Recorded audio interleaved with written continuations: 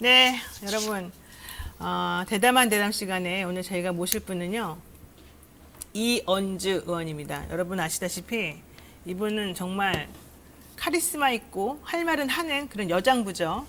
자, 우여곡절 끝에 윤석열 캠프 선대위가 출범을 했는데 선대위 인선이 계속 이어지면서 사실은 아직까지 정리가 좀 안 된 부분이 있습니다. 당 내에서 사실은 이분처럼 할 말은 꼭 하고 정말 필요한 말, 그러니까 피가 되고 살이 되는 그런 중요한 말들은 절대 놓치지 않고 꼭 해야 된다고 생각하면서 하시는 분이 있습니다.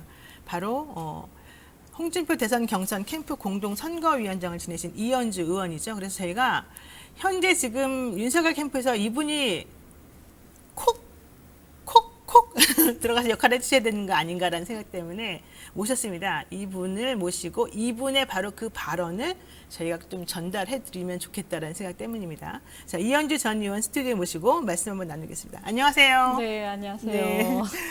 저희가 한국 여성변호사회에서 이제 우리가 연말 되면 모임을 좀 하는데 네. 이언주 의원도 그러고 나경원 네. 전 의원도 그러고 이렇게 높으신 분들이 많아요, 저희 의원님들 중에. 그래서 보시면은 되게 우리 모임 할 때는 되게 여성스럽고 그냥 옆집 언니 같고 선배 언니 같고 막 그렇죠. 이러죠. 네. 네. 근데 또 이렇게 딱 이런 자리에서 만나게 되면은 우리가 또 약간 범접할 수 없는 뭐 이렇게 후광이 비친다고나 할까요? 네, 이런 게 좀 있습니다. 뭐, 특별히 지금 제가 또 이렇게 부드럽게 보이기 위해서 네. 오늘 또 이렇게 노란색으로. 그러니까 좀 약간 병아리 느낌도 좀 나고 좋습니다. 자, 그런데 또 우리가 나눠야 될 얘기는 좀 약간 날카롭고 네. 좀 세죠. 좀 전투력을 좀 갖춰서 다시 한번 하겠습니다. 자, 얼마 남지 않은 대선 판세 분석과 함께 국민의힘 선거 전략 점검해보는 시간 갖기 위해서 저희들이 부드러운 카리스마 이언주 의원 모시고 얘기 나누겠습니다. 자, 지난번에 사실은 홍준표 후보하고 윤석열 후보 간의 경선이 엄청 치열하지 않았습니까? 네. 사실 막판에 저는 치열했죠. 홍준표 후보 될 가능성이 매우 높다. 많이들 그럼, 그랬었어요. 네. 뭐 바깥의 대중들 분위기는 거의 다 된 거였죠. 완전히 네. 바람 불었으니까요. 네, 좀 아쉬움이 많았겠어요. 아, 그럼요. 뭐 식당 가도 그렇고 어디 가도 그렇고 사람들이 이렇게 말을 많이 시키셨어요. 그래서 또 옆에 테이블에 보면 막 홍준표 후보 얘기하고 있었고, 그래서 야, 이건 바람이 불고 있다 이렇게 특히 느꼈는데. 여론들이 아주 그냥 세게 불었기 엄청났어요. 때문에. 또 예. 특히 젊은 분들이 열광적으로 지지했으니까 좀 그렇죠. 아쉽죠. 네. 그래서- 뭐 끝났으니까. 네. 그래서 그 경선이 이제 결과가 뚜껑이 딱 열리고 나서 조금 섭섭했을 것 같은데 네. 어때요? 좀 그 캠프에서 좀 충격 같은 게 있었습니까? 아니 뭐 이제 그러니까 당원 투표에서 사실은 뭐 많이 질 거라고는 많이는 아니지만 약간은 이제 뒤질 수도 경향성은 좀 있다 있었을 이런 것이다. 건 생각을 했었는데 생각보다 너무 많이 이렇게 당원 투표에서 특히 이제 조직표에서 많이 밀렸다 이게 굉장히 충격적이었고 그렇죠. 예. 그리고 이제 젊은 친구들 2030 지지층들이 또 많이 충격을 받았어요. 왜냐하면 네. 끝나고 나서 뭐 역선택이다 뭐다 막 이런 얘기가 불거지면서 네. 사실 이렇게 좀 감정 소모적인 그런 것들이 좀 있었죠. 근데 어쨌든 뭐 어떻게 보면 홍준표 후보를 갔으면 뭐 훨씬 더 쉬운 선거였다 이렇게 생각을 하는데요. 근데 뭐 끝났으니까 이제 잘 되기를 바라는데 걱정스러운 부분들도 있고 안타까운 부분들도 있고 그렇습니다. 네. 사실 그래요. 민주당 얘기를 들어보면 아우 너무 다행이다. 홍준표 의원이 됐었으면 큰일 날 뻔했다. 이런 얘기도 사실 심심치 않게 나오더라고요. 네, 뭐 민주당 입장에서는 왜냐하면 또 지금 보면 2030이 캐스팅 보트다. 네. 사실은 부동층이라는 게 여론조사를 쭉 보면요, 부동층이 거의 없어요 이제는. 그런데 대개 한 20-30% 부동층이 어디서 있냐면 20대, 30대에서 있거든요. 경향성이 그렇습니다. 그래서 네. 이 20대, 30대 표심이 승패를 가른다라고 해도 과언이 아닌데. 네. 이분들의 지지를 이미 확보하고 계셨기 때문에 홍준표 후보 같은 경우에는 굉장히 유리한 고지에 있었죠. 근데 제가 그 얘기를 그때 경선 때도 계속 했었는데, 네. 이상하게 하여튼 이상한 그 역선택 프레임이라든지 이런 것 때문에 그게 당원들이나 당 조직에는 먹히지 않았던 것 같아요. 그리고 이제 문재인 정권에 대한 뭐 복수라고 해야 되나요? 뭐 하여튼 표현이 그렇습니다만, 그 반문 정서, 이게 워낙 강했기 때문에, 조국 수홍이라는 그 대목, 거기서 좀 실점을 많이 했었던 것 같아요. 그렇군요. 네. 자, 홍문청답이라고 하는 그런 코너도 만드셔가지고 또 이 젊은이들의 마음을 네. 직접적으로 아우르기도 하시고 그랬는데 책도 같이 쓰신다 이런 얘기를 들었습니다. 아, 네네. 홍문청답은 이제 홍준표 후보가 중심이 돼서 네. 그 물어보고 네네 뭐 그렇죠. 그래서 청년들에게. 청년의 꿈이라는 이제 커뮤니티가 있는데 거기서 아, 청문홍답이군요. 네네 홍답. 청문홍답 또 홍문청답도 있습니다. 아, 그렇군요. 네 코너에 네. 한번 들어가 보시죠. 들어가 보시면 그래서 어쨌든 제가 놀라운 게 홍준표 이제 전 후보죠. 네. 네, 그분이 그래도 단답형으로도 어쨌든 꼭 답을 해주시더라고요. 아. 네, 근데 그 답이 되게 재미있어요. 이렇게 네. 굉장히 축약된 건데 어떨 때는 날카롭기도 하고. 근데 저는 이제 가끔 거기에 이제 전문가 칼럼이라는 코너가 있는데 거기 글을 쓰기도 하고요. 그리고 이제 그 선거 경선 이후에 좀 아쉬웠던 것이 우리 기성세대가 2030에 대해서 좀 오해하는 게 많다. 네. 그리고 이걸 어떻게 봐야 될 거냐. 이렇게 승패를 가른다는 이걸 어떻게 봐야 될 거냐. 이제 제가 볼 땐 단순하게 세대 갈등이라기보다는 네. 하나의 어떤 시대 교체의 사명? 그래서 지금 2030이 이렇게 정치 세력화가 되고 있는 이 흐름 자체가 전 대한민국이 이들을 중심으로 시대 교체가 되고 있는 또는 되어야 하는 그 흐름 속에 있다고 보거든요. 그래서 이런 것들을 가지고 그냥 제가 듣고 보고 했던 것들을 좀 기록으로 남기면 좋겠다 싶어서 네 그래서 그들과 함께 이제 2030 청년들하고 같이 이 2030의 표심 그리고 정치와의 관계 또 지금의 어떤 MZ 세대의 정서나 어떤 이런 생각은 어떠한가 이런 거를 중심으로 책을 하나 쓰고 있는데요. 마감이 이제 다 돼가는데 숙제를 많이 해야 됩니다. 지금 많이 밀려가지고. 책 쓰는 게 보통 일이 아닌데 네. 주로 비하인드 스토리 위주로 써주셨으면 좋겠습니다.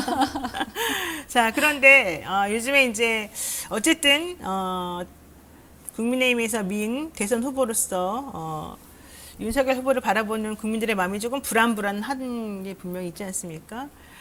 윤 후보 행보 어떻게 평가를 할까요? 총평을 해주신다면? 뭐 어차피 이분이 이제 정치를 오래 하신 분이 아니기 때문에 네. 사실 큰 기대를 하진 않아요. 아, 그래요? 기대를 이게 많이 조금 안 해요? 약간 좀 미숙하거나 이런 부분이 있어도 서툰 부분이 있어도 사람들은 그러려니 하고 또 생각을 많이 합니다. 그래서 그걸 뭐 이렇게 오래 정치하신 분하고 같은 연장선상에서 놓고 볼 수는 없다 이렇게 생각을 하는데요.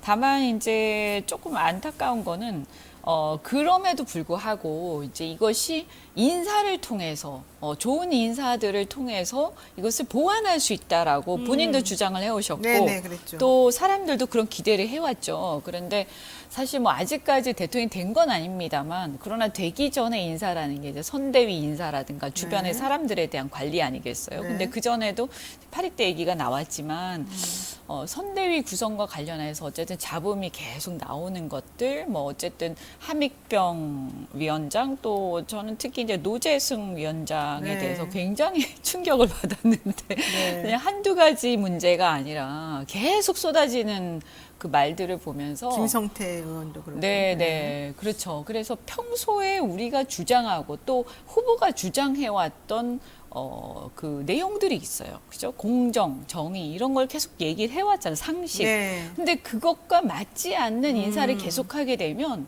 후보의 주장이 설득력을 잃게 됩니다. 그러면 주장의 설득력을 잃게 되면 뽑아야 될 이유를 못 찾는 거죠. 그래서 그 부분을 아주 사실은 유념해야 돼요. 특히 정권 교체를 주장을 하는데 그러면 반문, 정권 교체, 정권 심판을 주장을 하면 문재인 정권의 과거의 어떤 내로남불적 행태 이런 것들을 비판하는 거 아니겠어요? 네. 그러면 그럴수록 예를 들어서 민주당도 그렇게 하니까 우리도 그래도 돼가 아니라 민주당이 그러면 안 되기 때문에 우리가 심판하겠다라고 얘기를 하려면 우리는 그러지 말아야 되는 거예요. 그래 그렇죠. 설득력이 있죠. 네, 그렇죠. 근데 민주당도 그러는데 뭐 우리 보고 왜 그래 이렇게 나오면 네. 사실 국민들 뽑을 사람이 없어요.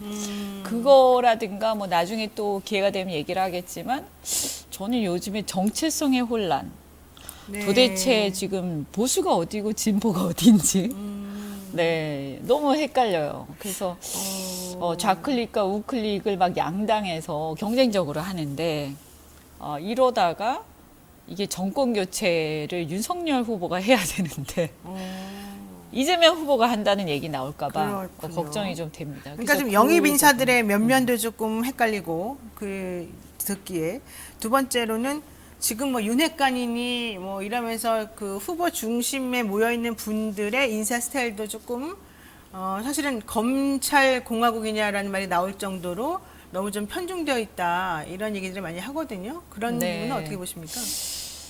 뭐 윤핵관 이 부분은 사실 윤핵관 누군지도 논란이 아직 밝혀지진 않았는데요. 그런데 여하튼간에 그건 이제 지금 이제 지난번에 김종인 위원장 또 이준석 대표 이렇게 다시 봉합은 됐습니다. 또 그 네네. 과정에서 홍준표 전 후보도 역할을 좀 하셨고요. 그런데 봉합이 된 거지 사실 해결된 건 아니지 그렇죠. 않습니까? 좀- 그래서 이게 또 선거 전에 언제 이 문제가 불거질지 모르기 때문에 이 문제는 어쨌든 시간이 좀 있을 때 지금 빨리 해결을 해야 된다. 근본적으로 이런 게 있고요. 그리고 이제 제가 이렇게 쭉 봤을 때 여러 가지 문제들이 있습니다만 여하튼 이 인사와 관련해서 계속 이렇게 잡음이 나오는 거. 네. 네. 두 번째 말씀하신 게 뭐였죠? 제가 좀 지금 검찰 출신이 너무 많이 포진돼 검찰공화국. 있다. 네, 네. 그건 어제 동아일보 칼럼에도 나왔던데요. 네. 사실 이거는 제가 보니까 너무 심각하던데. 이거는 정말 개선을 해야 됩니다. 왜냐하면 우리 국민들은 어쨌든 역사적으로 검찰은 일제시대부터 일본 제국주의 시절부터 그렇죠. 별로 좋은 인상이 아니 물론 많은 검사님들이 사실은 일선에서 좋은 일을 하고 계시죠. 네, 정의를 네. 위해서. 우리가 알죠. 그럼에도 불구하고 정치와 검찰 했을 때는 좋은 이미지가 아니에요. 그래서 그것을 벗기 위해서 노력을 해야 된다. 후보가 그러면 그럴수록 주변에 그런 얘기 듣지 않도록 저는 주변 인사들이 스스로 자제할 필요가 있다고 생각을 합니다. 정말 이 나라를 생각하고 후보를 걱정을 한다면 알아서 이렇게 이선 후퇴하고 이런 모습들이 나와야 된다라고 생각합니다. 어쨌든 지금 현재 포진되어 있는 분들이나 면면들은 조금 불안한 요소가 좀 있네요. 그런 부분들을 극복을 해야 이기겠죠. 해야 될 것 같은데. 네, 지금 뭐 제가 볼 때는 이번 대선이 막 압도적으로 한쪽으로 치우치거나 이렇게 그럴 되기는 것이 어려운 아닐까. 거라고 네, 보거든요. 좋습니다. 자, 이제 요 얘기도 한번 해보겠습니다. 이제 지금 후보를 둘러싸고 있는 여러 가지 상황에 대한 얘기도 했지만 이제는 후보 자체의 대처 능력이나 후보가 가지고 있는 어떤 역량 이런 것들에 대해서도 좀 생각해 봐야 됩니다. 특히 최근에 청년 문화예술인 간담회에서 후보에게 질문이 갔는데 후보가 대답을 안 하고 옆에 있는 이준석 대표에게 마이크를 넘기는 마이크 셔틀 문제가 사실 좀 불거졌습니다. 잠깐 한번 보겠습니다. 자발적인 그 청년 예술인이 나와야 되는데 여기서 제일 힘든 게 사실상 대관료가 제일 큰 부담으로 작용을 해요. 대관료 하루에 대관료만 해도 70만 원 정도 가량이 나오는데 그거를 공연 수익으로 충당하기에는 너무나도 이제 지침장벽이 높은 거죠. 어떤 방법이 있는가라고 질문 드리겠습니다. 공약에 관한 것 같은데요. 네. 뭐 사실 당연히 그런 부분은 공영으로 할 수 있는 그런 시설들 늘려나가는 게 굉장히 중요할 것이다. 저는 이렇게 생각합니다. 등록금뿐만 아니라 저희가 이제 졸업 작품을 준비하고 졸업 전시회를 준비하고 했을 때 이게 전부 개인 사비로 진행이 되기 때문에 사회에 나와서 빚더미에 앉아서 시작을 해야 되는 사람들이 이제 여기 계시는 예술 종사자라고 생각이 들어요. 그래서 이런 부분에 있어서 비단 저 혼자만이 겪은 문제가 아닐 거란 생각이 들어서 우리 후보님의 애정어린 시선이 좀 어루만져 주셔야 하는 부분이 아닐까라는 생각이 듭니다.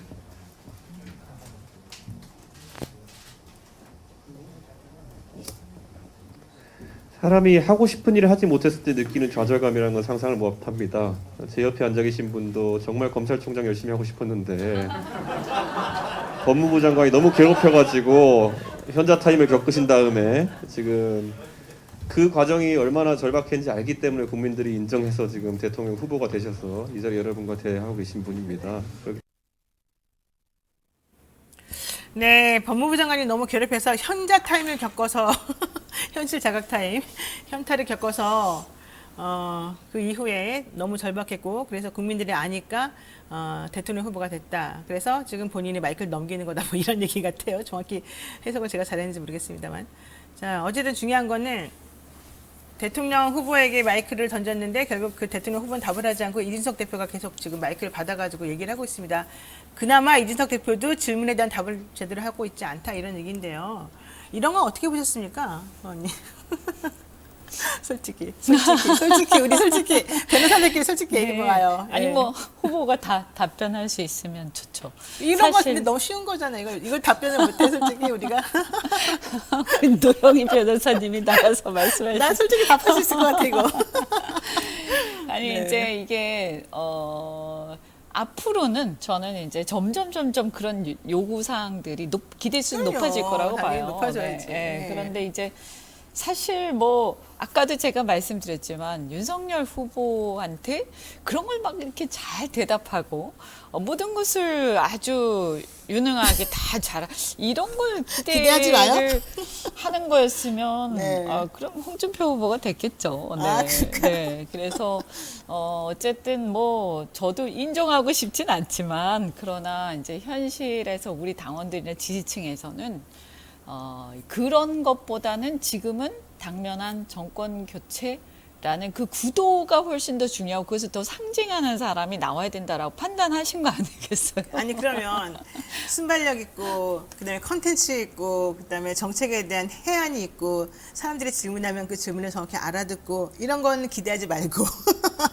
오로지 정권 교체를 잘할 수 있는 사람으로서의 그런 구도만을 기대하는 의미에서 윤석열 후보가 적임자라고 생각해서 국민의힘에서 뽑은 거다.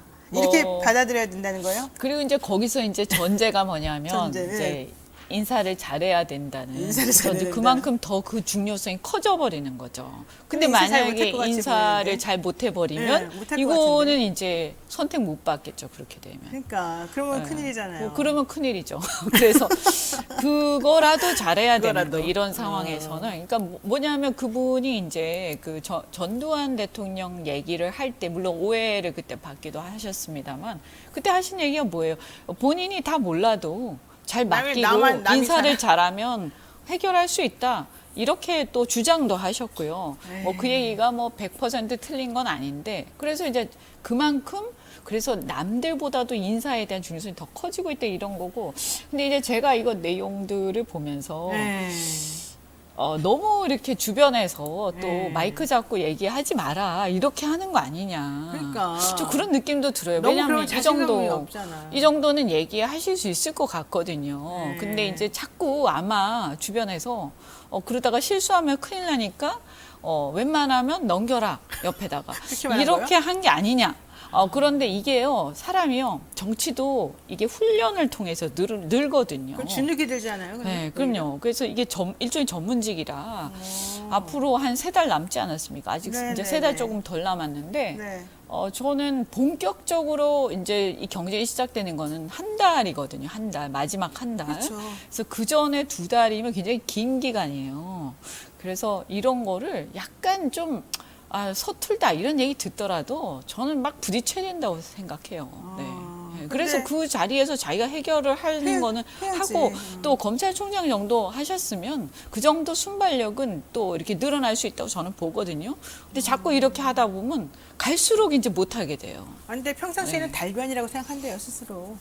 아니 우리 뭐 알잖아요. 말씀을 잘 네, 하시잖아요. 네, 네. 이렇게 얘기하는 거 보면. 근데 소상공인 간담회에서는 그냥 20분 참석하고 사진 찍고 나가버리고 또 정상인 장애우 발언도 사실은 제대로 정확하게 제대로 대처를 못해가지고 또 사실 욕을 얻어먹으시고 또 연합뉴스 TV하고 인터뷰할 때는 포탈에서 그 언론사들 관련해서 어떻게 해줬냐 물어보니까 대답 못하시고 딴 얘기하시고 너무 많아서 네.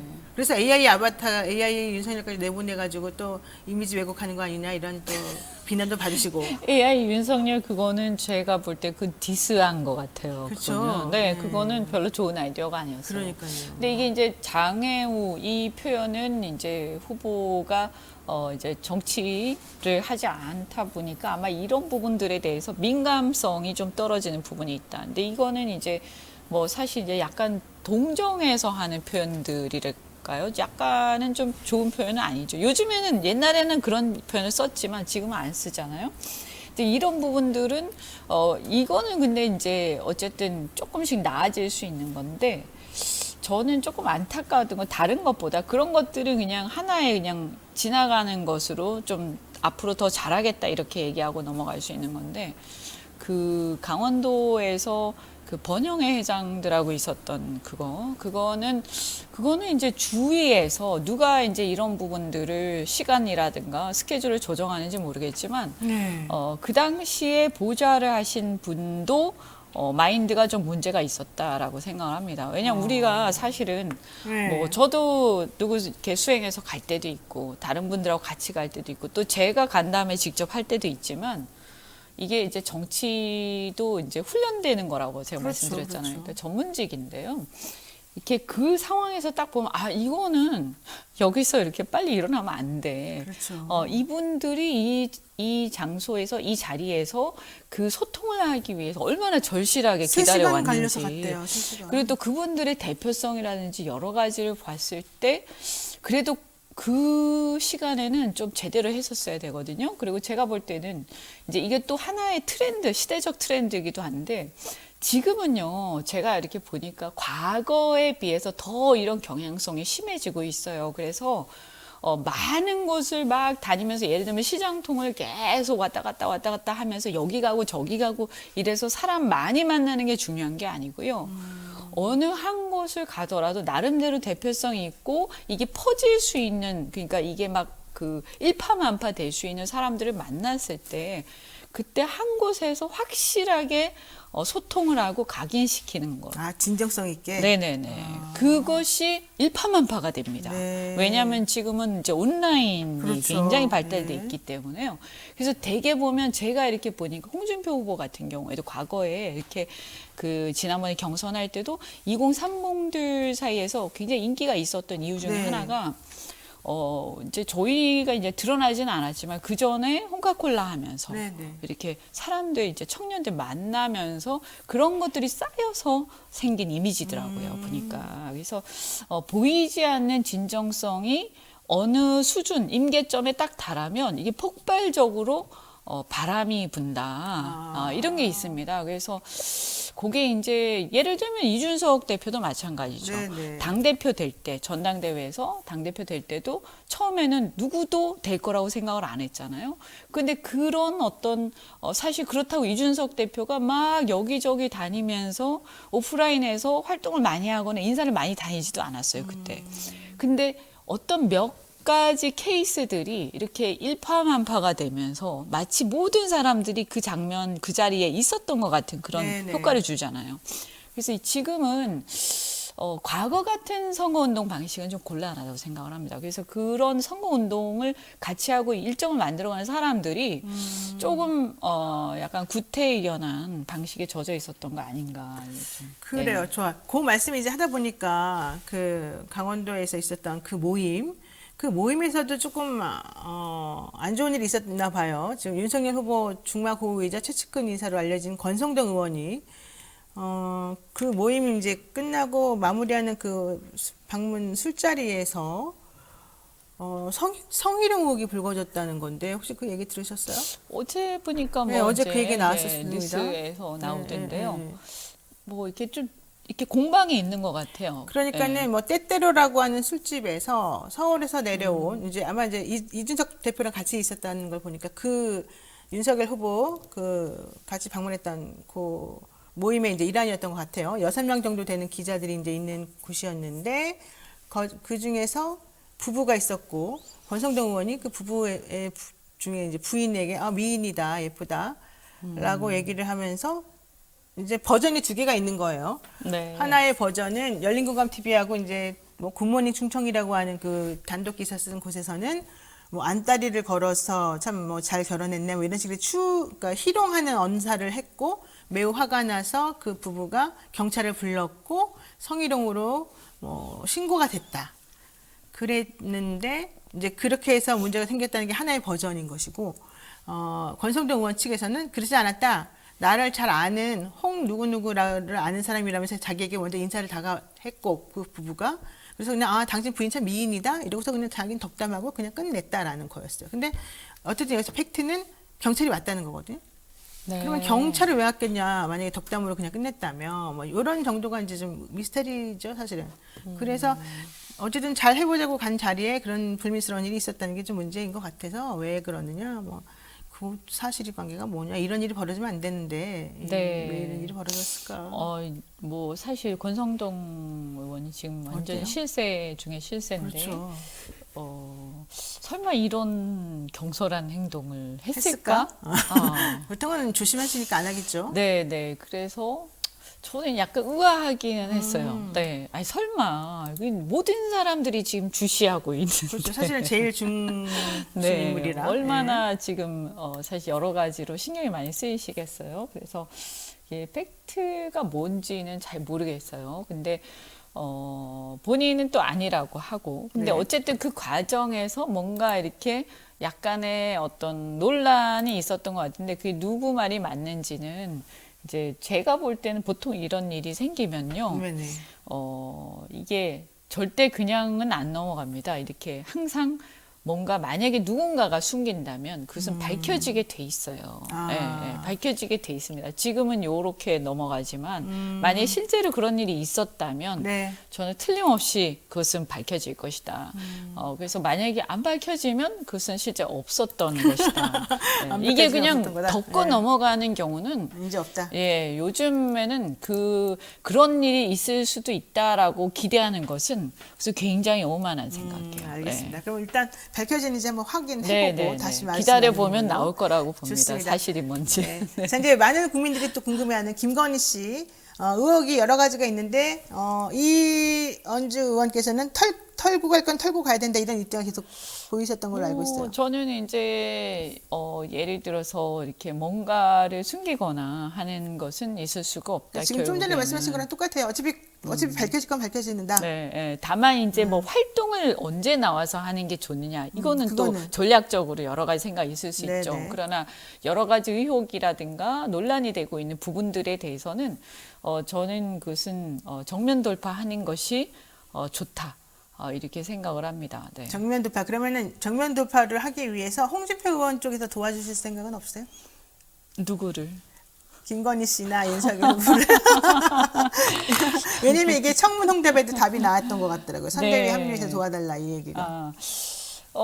최근에 어쨌든 홍준표 전 후보께서 큰 도움을 주셨죠. 네. 그 이준석 대표하고 또 결과적으로 어쨌든 네. 김종인 위원장 이렇게 봉합되는 과정에서 이 이준석 대표하고 윤석열 후보하고 다시 윤석열 후보가 이준석 대표 찾아가게 하고 또 거기에서 이것이 봉합되도록 하는데 홍 후보가 굉장히 큰 역할을 하셨어요. 사실은 이준석 대표가 이제 지방을 떠돌 때 네. 네, 그때 가서 이준석 대표하고 잘 좀 해갖고 와라. 네. 그럼 내가 뭐 하겠다. 이래가지고 네, 살 이게 정리된 안 거죠. 되면 네. 이게 먼저 선행해서 해결되지 않으면 그랬죠.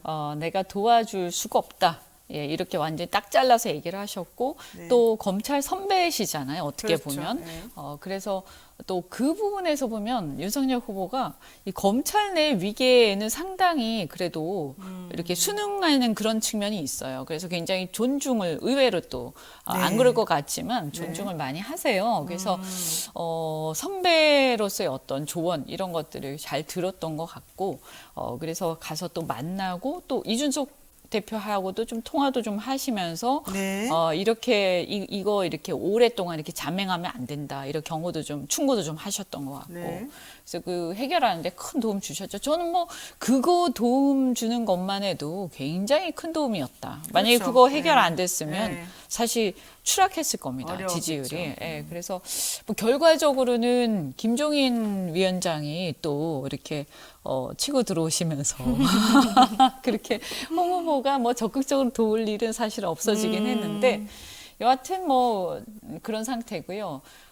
그 이후에 이제 사람들이 홍준표 전 후보가 좀 적극적으로 합류해서 도와야 되는 거 아니냐 이렇게 또 얘기를 하지만 저는 뭐 홍 후보 같은 경우에는 그렇게 좀 굵직굵직할 때 정말 위기 상황이 닥쳤을 때 그럴 때 어떤 어른으로서 좀 이렇게 선배로서 도움을 주는 정도로도 지금은 충분하다. 그리고 또 앞으로 이제 어떻게 보면 지금 선대위 굉장히 복잡하지 않습니까? 네, 이준석 세력, 삼도 마차라고 또 뭐 하더라고요. 이렇게 김종인 세력, 또 무슨 세력 막 네. 이렇게 있기 때문에 여기에 홍준표 후보까지 가세해서 지금은 사실은요 선대위는 너무 세력이 막 이렇게 그 다양하게 있으면 이게 배가 산으로 갈 수 있어요. 그래서 선거를 할 때는 단일한 어떤 세력이 중심이 일단 돼야 된다고 보거든요. 그래서 이기기 위해서는 그런 부분은 어쩔 수가 없다. 그리고